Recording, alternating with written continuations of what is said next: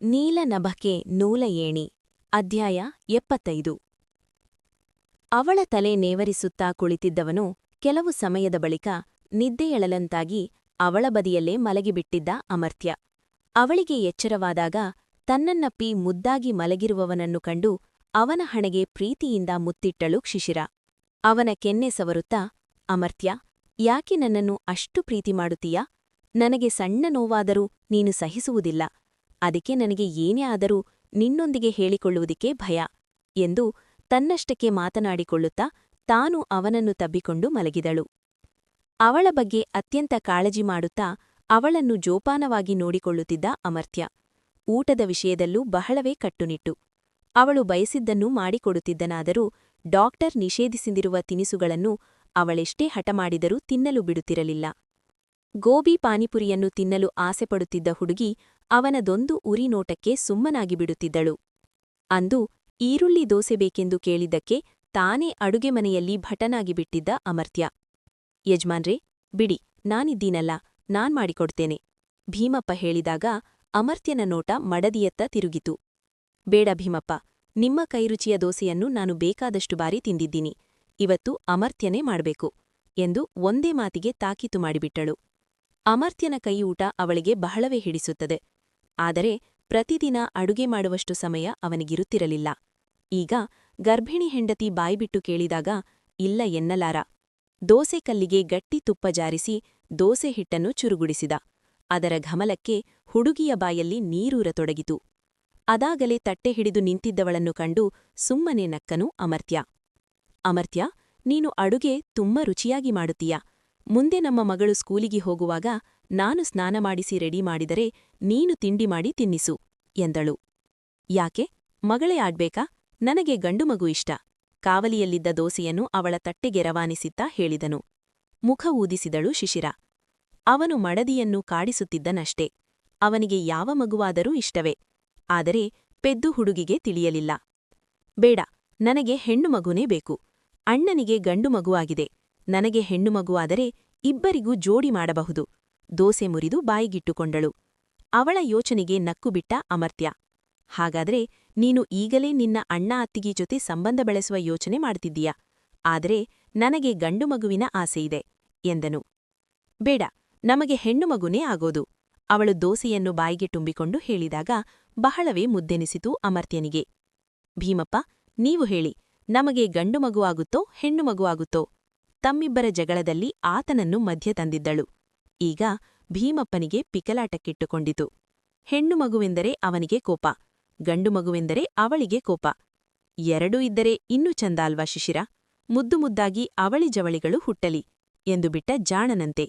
ಈಗ ಬೇಕೆಂದೇ ಸುಸ್ತು ನಟಿಸಿದ ಅಮರ್ತ್ಯ. ಅವಳಿಗಳಾದರೆ 3 ಮಕ್ಕಳ ಹೊಣೆ ಅವನ ಮೇಲೆ ಬೀಳುತ್ತದಲ್ಲ. ಅವಳು ಅಮರ್ತ್ಯನನ್ನು ಕಂಡು ಪಕಪಕನೆ ನಗತೊಡಗಿಬಿಟ್ಟಳು. ಸಾಕು ಸಾಕು, ಖಾರ ನೆತ್ತಿಗೇರಿದರೆ ಕಷ್ಟ, ತಿನ್ನು ಎಂದು ಅವಳ ಮುಂಗುರುಳನ್ನು ಸರಿಸಿ ಕೆನ್ನೆಗೆ ಮುತ್ತಿಟ್ಟನು. ಅವಳು ತಾಯಿಯಾಗುತ್ತಿರುವ ವಿಷಯ ತಿಳಿದು ಕೂಡಲೇ ಹನಿಮೂನ್ನಿಂದ ಹೊರಟು ಬಂದಿದ್ದರು ಮಾನ್ಯ ಹಾಗೂ ಗಗನ್. ತನಗೆ ಶುಭಾಶಯ ಕೋರಲು ಮನೆಗೆ ಬಂದವರನ್ನು ಛೇದಿಸಿ ಹಿಪ್ಪೆ ಮಾಡಿಬಿಟ್ಟಿದ್ದಳು ಶಿಶಿರ. 2 ತಿಂಗಳಾದರೂ ಅವರ ಹನಿಮೂನ್ ಮುಗಿದಿರಲಿಲ್ಲವಲ್ಲ. ಅವರ ಕಾಲೆಳೆಯಲು ಅದೊಂದು ವಿಷಯ ಸಾಕಿತ್ತು ತುಂಟಿಗೆ. ಅಣ್ಣ, ಹನಿಮೂನ್ ಮುಗಿಸಿಕೊಂಡು ಒಟ್ಟಿಗೆ ನಮ್ಮ ಮಗುವಿನ ನಾಮಕರಣಕ್ಕೆ ಬಂದಿರುವಿದ್ದರೆ ಆಗಿರುತ್ತಿತ್ತು ಎಂದಾಗ ಅಮರ್ತ್ಯ ನಗುವನ್ನು ತಡೆಹಿಡಿದು ಕುಳಿತಿದ್ದರೆ ಗಗನ್ ದೃಷ್ಟಿ ತಪ್ಪಿಸಿದ್ದ. ಮಾನ್ಯ ಅಂತೂ ನಾಚಿ ತಗ್ಗಿಸಿದ ತಲೆಯನ್ನು ಮೇಲೆತ್ತುತ್ತಲೇ ಇಲ್ಲ. ಹೇಳು ಮಾನ್ಯ, ನಿಮ್ಮ ಹನಿಮೂನ್ಗೆ ನಾವು ಡಿಸ್ಟರ್ಬ್ ಮಾಡಿದ್ವಿ ಅನ್ಸುತ್ತಲ್ವಾ? ಮತ್ತೆ ಕೆಣಕಿದಳು. ಅವಳಿಗೆ ಸುಮ್ಮನಿರುವಂತೆ ಕಣ್ಸನ್ನೆ ಮಾಡಿದನು ಅಮರ್ತ್ಯ. ನಂತರ ಎಲ್ಲರೂ ಒಂದಷ್ಟು ಹರಟಿ ಒಟ್ಟಿಗೆ ಕೂತು ಊಟ ಮಾಡಿದ್ದರು. ತನ್ನ ಒಡಲಲ್ಲಿರುವ ಕಂದನ ಚಲನವಲನಗಳನ್ನು ಎಲ್ಲರಿಗೂ ಹುಮ್ಮಸ್ಸಿನಿಂದ ವಿವರಿಸುತ್ತಿದ್ದಳು ಶಿಶಿರ. ಅವಳ ಸಂಭ್ರಮವನ್ನು ಕಂಡು ಎಲ್ಲರ ಮನಸ್ಸು ತುಂಬಿ ಬಂದಿತು. ಶಿಶಿರಾಳಿಗೆ 6 ತಿಂಗಳು ತುಂಬಿ 7ಕ್ಕೆ ಬಿದ್ದಿತ್ತು. ಈಗಂತೂ ಅವಳ ಪಾದ ನೆಲಸೋಕದಂತೆ ಜೋಪಾನ ಮಾಡುತ್ತಿದ್ದ ಅಮರ್ತ್ಯ ಅಪ್ಪನಾಗುತ್ತಿರುವ ವಿಷಯ ಹೇಗೋ ಅರವಿಂದ್ ಕಿವಿಗೆ ತಲುಪಿತ್ತು. ಬಹಳವೇ ಬದಲಾಗಿದ್ದರು ಅರವಿಂದ್. ಅವರಿಗೀಗ ತಮ್ಮ ತಪ್ಪಿನ ಅರಿವಾಗಿತ್ತು. ಆದ್ರೆ ಅಮರ್ತ್ಯನ ನಂಬಿಕೆ ದುಬಾರಿಯದು. ಒಮ್ಮೆ ಕಳೆದುಕೊಂಡರೆ ಮತ್ತೆಂದೂ ಸಿಗದು. ಸೊಸೆಯನ್ನು ನೋಡುವ ಆಸೆಯಾಗಿ ಅವನಿಗೆ ಕರೆ ಮಾಡಿದ್ದರು. ಮುಲಾಜಿಲ್ಲವೇ ತಿರಸ್ಕರಿಸಿಬಿಟ್ಟಿದ್ದ ಅಮರ್ತ್ಯ. ಅವರ ಮೇಲಿರುವ ಕೋಪ ಅಷ್ಟು ಬೇಗ ಶಮನವಾಗುವಂಥದ್ದಲ್ಲ. ಅಂದು ಆಫೀಸ್ನಲ್ಲಿ ಒಂದು ಮುಖ್ಯವಾದ ಮೀಟಿಂಗ್ ಇದ್ದುದರಿಂದ ಅವನು ಹೊರಡಲೇಬೇಕಾಯಿತು. ಹೊರಡುವ ಮುನ್ನ ಮಡದಿಗೆ ಹುಷಾರಾಗಿರುವಂತೆ 100 ಬಾರಿ ಎಚ್ಚರಿಸಿ ಹೋಗಿದ್ದ. ಮೊದಲೇ ಮುದ್ದು ಹುಡುಗಿ, ಏನಾದರೂ ಎಡವಟ್ಟು ಮಾಡಿಕೊಂಡರೆ ಎಂಬ ಭಯವಂತೂ ಇದ್ದೇ ಇತ್ತು. ಸೇಬಿನ ಹಣ್ಣು ತಿನ್ನುತ್ತಾ ಟಿವಿ ನೋಡುತ್ತಿದ್ದವಳ ಫೋನ್ ಒಂದೇ ಸಮನೆ ಬಡಿದುಕೊಂಡಾಗ ಫೋನ್ ಎತ್ತಿ ಕಿವಿಗಿಟ್ಟುಕೊಂಡು ಹಲೋ ಎಂದಳು.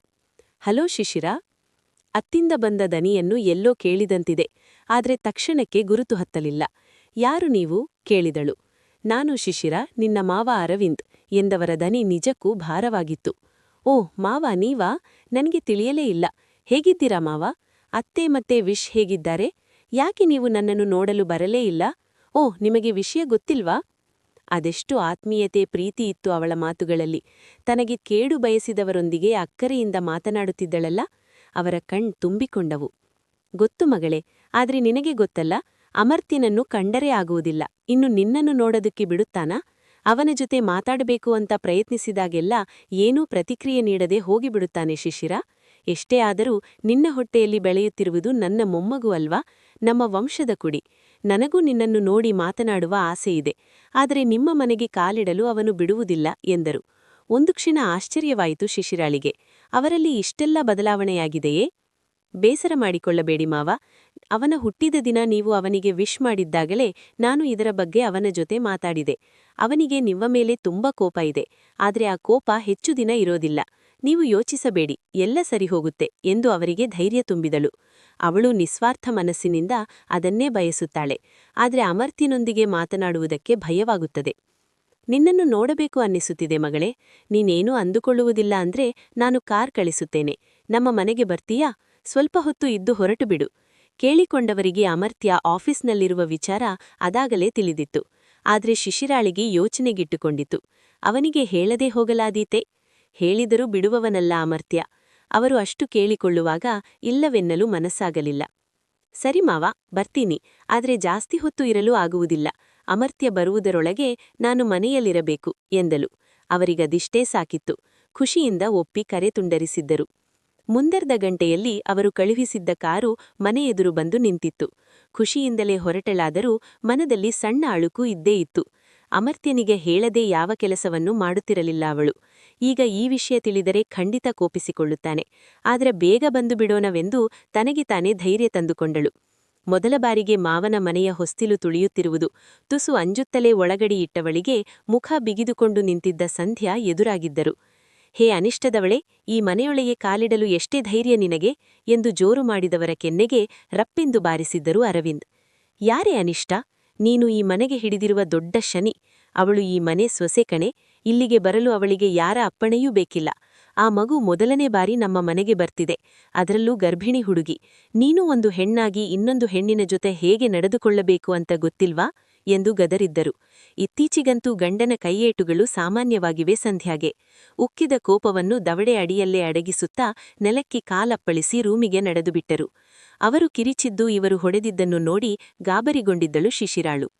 ನೀನು ಭಯಪಡಬೇಡಮ್ಮ, ಇದು ನಿನ್ನ ಮಾವನ ಮನೆ, ಧೈರ್ಯದಿಂದ ಬರಬಹುದು ಎಂದು ಅಕ್ಕರೆಯಿಂದ ಅವಳ ತಲೆ ನೆವರಿಸಿದರು. ಅವಳ ಮನಸ್ಸಿಗೆ ಹಿತವೆನಿಸಿತು. ನಿಮ್ಮ ಮನೆ ತುಂಬಾ ದೊಡ್ಡದಿದೆ ಮಾವ ಎಂದು ಆಶ್ಚರ್ಯದಿಂದ ಸುತ್ತಲೂ ಕಣ್ಣರಳಿಸಿ ನೋಡಿದಳು.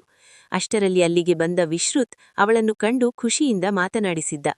ತಾವೇ ಸೊಸೆಗೆ ಕೈತುತ್ತಿಟ್ಟು ಇಷ್ಟು ದಿನದ ಮನಸ್ಸಿನ ಭಾರವನ್ನೆಲ್ಲ ಇಳಿಸಿಕೊಂಡಿದ್ದರು ಅರವಿಂದ್. ತಾವು ಮಾಡಿದ ತಪ್ಪುಗಳನ್ನೆಲ್ಲ ಬಿಗುಮಾನವಿಲ್ಲದೆ ಅವಳ ಮುಂದೆ ತೆರೆದಿಟ್ಟು ತುಂಬು ಮನಸ್ಸಿನಿಂದ ಕ್ಷಮೆಯಾಚಿಸಿದ್ದರು.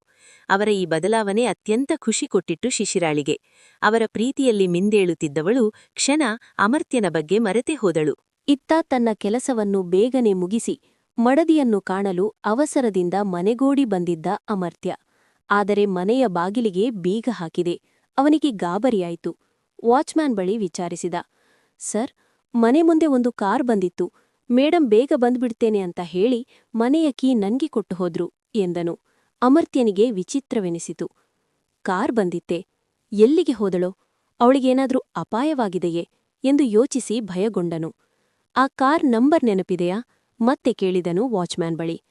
ಹೂ ಸರ್, ನೆನಪಿದೆ ಎಂದು ಕಾರ್ ನಂಬರ್ ಹೇಳಿದಾಗ ಅವನ ಹುಬ್ಬಿನ ಗಂಟು ಸಡಿಲಾಯಿತು. ಮುಖವೀಗ ಕ್ರೋಧದಿಂದ ಬಿಗಿದುಕೊಂಡಿತು. ಆ ಕಾರ್ ಯಾರದ್ದೆಂದು ತಿಳಿದಿತ್ತಲ್ಲ. ತಡಮಾಡದೆ ಗಾಡಿಯನ್ನು ತನ್ನಪ್ಪನ ಮನೆಯತ್ತ ತಿರುಗಿಸಿದ್ದ ಅಮರ್ತ್ಯ. ಶಿಶಿರಾ? ಅರವಿಂದ್ ಜತೆ ನಗುತ್ತಾ ಮಾತನಾಡುತ್ತಿದ್ದವಳು ಅವನ ಕಂಚಿನ ಕಂಠಕ್ಕೆ ಬೆಚ್ಚಿದಳು ಶಿಶಿರ. ಅವನನ್ನು ನೋಡುತ್ತಲೇ ಭಯದಿಂದ ಅವಳ ಹೃದಯ ವೇಗವಾಗಿ ಬಡಿದುಕೊಂಡಿತು. ಅವನನ್ನು ಇಲ್ಲಿ ನಿರೀಕ್ಷಿಸಿರಲಿಲ್ಲ. ಅವನ ಕೋಪವನ್ನು ಕಂಡು ನಿಂತಲ್ಲೇ ನಡುಗಿ ಹೋದಳು. ಅಮರ್ತ್ಯ, ನಾನು ಎನ್ನುತ್ತಾ ತೊದಲುವಾಗ ಅವಳ ಕೈ ಹಿಡಿದು ಅಲ್ಲಿಂದ ಎಳೆದೊಯ್ದನು. ಅಮರ್ತ್ಯ, ಅವಳದೇನೂ ತಪ್ಪಿಲ್ಲ ಕಣೋ, ನಾನೇ ನಿನ್ನ ನೋಡ್ಬೇಕು ಅಂತ ಬರವಂತ ಮಾಡಿ ಕರೆಸಿಕೊಂಡೆ. ಅವಳಿಗೇನೂ ಬೈಬೇಡ ಎಂದು ಸೊಸೆಯ ಪರವಾಗಿಸಿದರು ಅರವಿಂದ್. ಆದರೆ ಮತ್ತೂ ಸಿಟ್ಟಾದ ಅಮರ್ತ್ಯ, ಯಾವ ಅಧಿಕಾರದ ಮೇಲೆ ಕರೆಸಿಕೊಂಡ್ರಿ? ನನ್ನ ಹಾಗೂ ನಿಮ್ಮ ಸಂಬಂಧ ಎಂದೋ ಕಡಿದು ಬಿದ್ದಿದೆಯಲ್ಲ. ನಾನು ನಿಮ್ಮ ಮಗ ಅಲ್ಲ ಈಗ. ಹಾಗಿದ್ದ ಮೇಲೆ ನನ್ನ ಹಾಗೂ ನನ್ನ ಹೆಂಡತಿಯ ಜೊತೆ ಏನು ಸಂಬಂಧ ಬಾಕಿ ಉಳಿದಿದೆ ನಿಮಗೆ? ಮತ್ತೆ ನನ್ನ ಹಾಗೂ ನನ್ನ ಹೆಂಡತಿಯ ವಿಷಯಕ್ಕೆ ಬಂದರೆ ನಾನು ಸುಮ್ಮನಿರುವವನಲ್ಲ, ಮೈಂಡ್ ಇಟ್ ಎಂದು ಖಾರವಾಗಿ ಎಚ್ಚರಿಸಿ ಅವಳನ್ನು ಕಾರಿನೊಳಗೆ ಕೂರಿಸಿದವನೇ ಕಾರನ್ನು ಗಾಳಿವೇಗದಲ್ಲಿ ಚಲಾಯಿಸಿದ. ಆ ವೇಗಕ್ಕೆ ಹೆದರಿ ಹೊಟ್ಟೆ ಹಿಡಿದುಕೊಂಡವಳಿಗೆ ನಿಧಾನಕ್ಕೆ ಹೋಗು ಎಂದು ಹೇಳುವುದಕ್ಕೂ ಭಯ. ಅವಳಿಗೆ ಕೋಪ ಬರುವುದು ಅಪರೂಪ. ಕೋಪ ಬಂದರೆ ಅವನನ್ನು ಎದುರಿಸಲಾಗುವುದಿಲ್ಲ ಶಿಶಿರಾಳಿಗೆ. ಉಸಿರೆತ್ತಡೆ ಗುಬ್ಬಿಮರಿಯಂತೆ ಕುಳಿತುಬಿಟ್ಟಿದ್ದಳು. ಮನೆ ತಲುಪುತ್ತಲೇ ಅವಳತ್ತ ತಿರುಬಿಯೂ ನೋಡದೆ ಕಾರಿನಿಂದಿಳಿದು ನಡೆದುಬಿಟ್ಟ. ಅವಳ ತುಂಬಿಕೊಂಡಿತು. ಅವಳ ಹಿಂದೆಯೇ ಓಡಿದಳು. Amartya, I'm sorry. ನಿನಗೆ ಹೇಳದೆ ಹೋಗಿದ್ದು ನನ್ನದೇ ತಪ್ಪು. ಎಷ್ಟೇ ಆದ್ರೂ ಅವರು ನಿನ್ನ ತಂದೆ. ಅವರು ಬದಲಾಗಿದ್ದಾರೆ. ಹೋದರೆ ಹೋಗ್ಲಿ ಅಂತ ಬಿಡೋಕೆ ಸಂಬಂಧಗಳು ಅಷ್ಟು ಹಗುರವಲ್ಲ. ಪ್ಲೀಸ್ ಅವರಿಗೆ ಇನ್ನೊಂದೇ ಒಂದು ಅವಕಾಶ ಕೊಡು ಎಂದಳು. ಶಡಪ್ ಎಂದು ಕಿರಿಚಿದವ ಕೋಪದಲ್ಲಿ ಅವಳ ರಟ್ಟೆ ಹಿಡಿದಾಗ ನೋವಿನಿಂದ ಮುಖ ಕಿವುಚಿದಳು. ಆದರೆ ಅವನಿಗೆ ಅದೆಷ್ಟು ಸಿಟ್ಟು ಬಂದಿತ್ತೆಂದರೆ ಅವಳ ನೋವಿನತ್ತ ಗಮನವೇ ಇದ್ದಂತಿಲ್ಲ. ಏನು ಗೊತ್ತು ನಿನಗೆ ಅವರ ಬಗ್ಗೆ? ಅವರ ಸ್ವಾರ್ಥಕ್ಕಾಗಿ ಏನನ್ನಾದರೂ ಮಾಡುತ್ತಾರೆ. ಯಾವ ನಾಟಕ ಬೇಕಿದ್ದರೂ ಆಡುತ್ತಾರೆ. ಈಗಾಗಲೇ ಬೇಕಾದಷ್ಟು ಅವಕಾಶಗಳನ್ನು ಕೊಟ್ಟಿದ್ದೇನೆ. ಆದರೆ ನನ್ನ ಕ್ಷಮೆಗೆ ಪ್ರೀತಿಗೆ ಅವರ ಅರ್ಹರೇ ಅಲ್ಲ. ಅವರು ಕರೆದರು ಅಂತ ಯಾವ ಧೈರ್ಯದ ಮೇಲೆ ಹೋದೆ ಶಿಶಿರಾ? ಆ ಹೆಂಗಸು ನಿನ್ನ ಜೊತೆ ಹೇಗೆಲ್ಲ ನಡೆದುಕೊಂಡಿದ್ದಾಳೆ? ಈಗ್ಲೂ ಅದೇ ರೀತಿಯಾಗಿ ನಿನಗೂ ಮಗುಗೂ ಏನಾದ್ರೂ ಆಗಿದ್ರೆ ಎಂದವನ ಕಣ್ಣುಗಳು ಕೋಪದಿಂದ ಕೆಂಪಾಗಿದ್ದವು. ನೋವಾಗ್ತಿದೆ ಅಮರ್ತ್ಯ.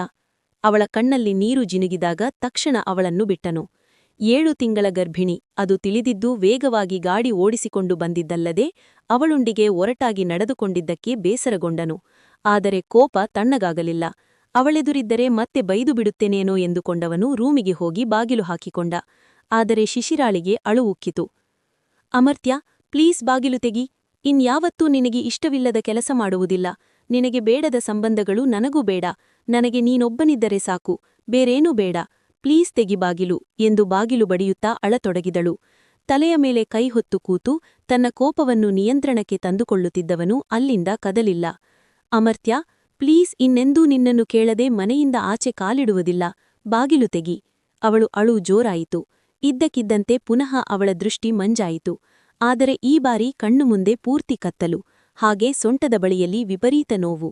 ಅಮರ್ತ್ಯ ಎಂದು ನರಳುತ್ತಲೇ ಕೆಳಗೆ ಕುಸಿದುಬಿಟ್ಟಳು ಶಿಶಿರಾ.